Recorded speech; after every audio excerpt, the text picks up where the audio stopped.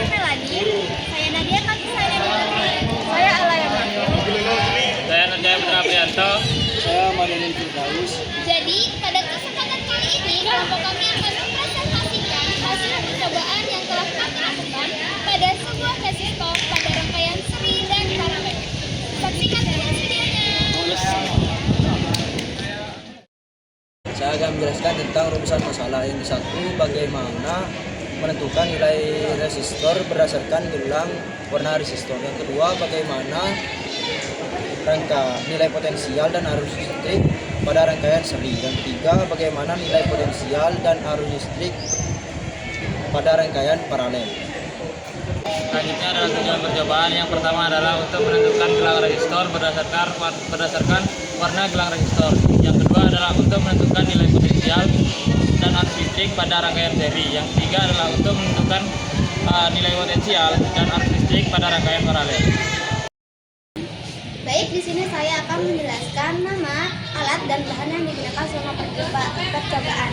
Yang pertama itu ada basic meter. Basic meter ini untuk mengukur besaran listrik seperti beda potensial dengan indikator volt dan kuat arus dengan indikator ampere. Nah, kami menggunakan satu basic meter.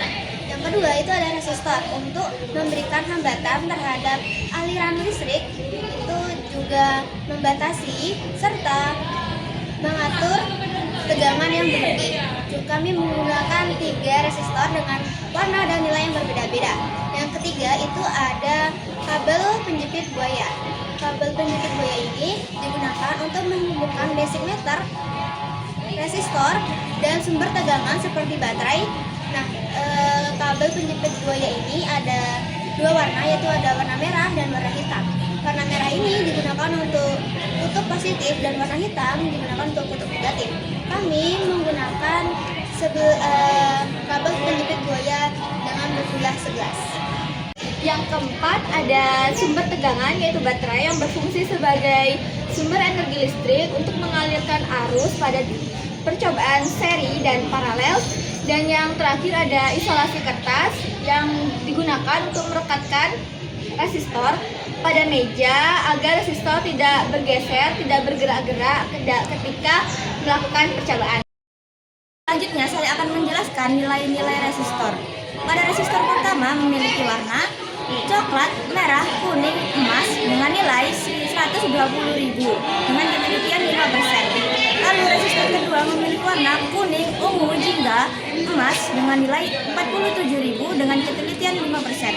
Lalu pada resistor 3 memiliki warna jingga, emas dengan nilai 22.000 dengan ketelitian 5%.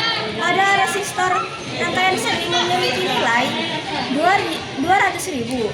Lalu pada rangkaian paralel memiliki nilai 0,0005.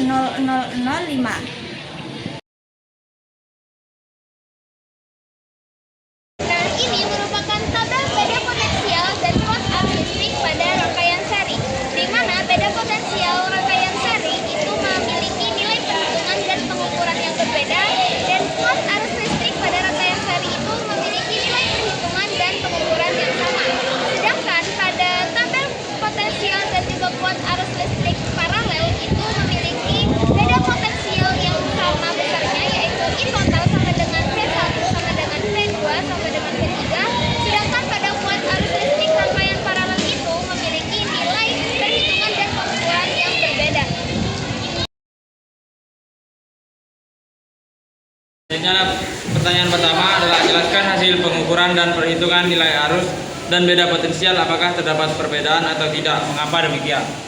Jawabannya adalah biasanya terdapat sedikit perbedaan antara hasil pengukuran dengan alat ukur ampere meter atau voltmeter dan hasil perhitungan menggunakan hukum Ohm.